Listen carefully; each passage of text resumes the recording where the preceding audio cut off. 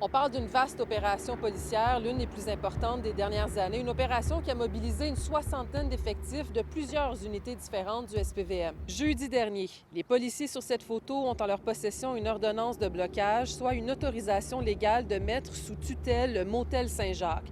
Ils sont sur le point d'intervenir.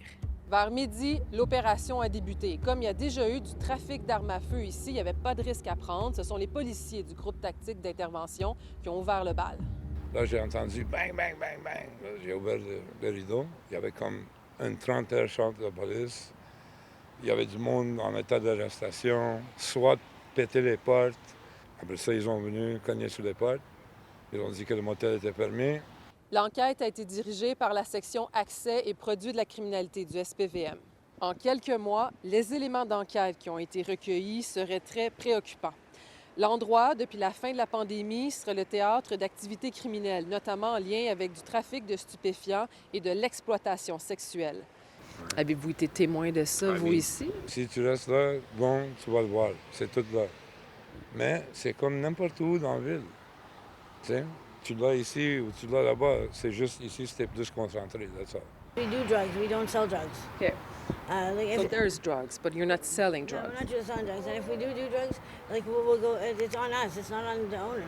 Et d'ailleurs, quand les policiers du GTI sont intervenus, ils ont retrouvé 4 personnes inconscientes à l'intérieur d'un appartement fortement intoxiquées.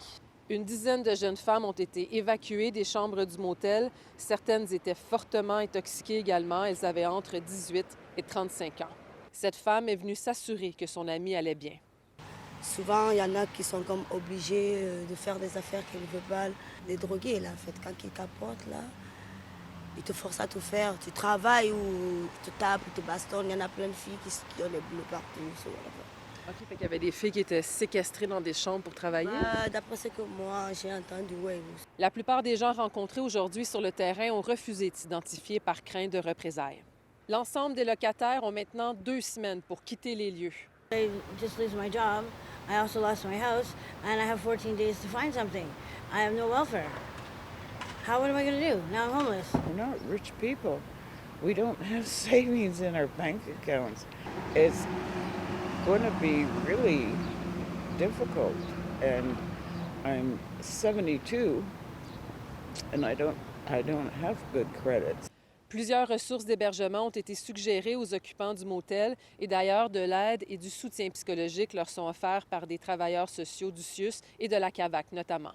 Le propriétaire de l'endroit ainsi qu'un employé ont été arrêtés par les policiers. Ils feront face à des accusations en matière de proxénétisme et de stupéfiants. À Montréal, Marie-Michelle Lauzon pour Nouveau Info.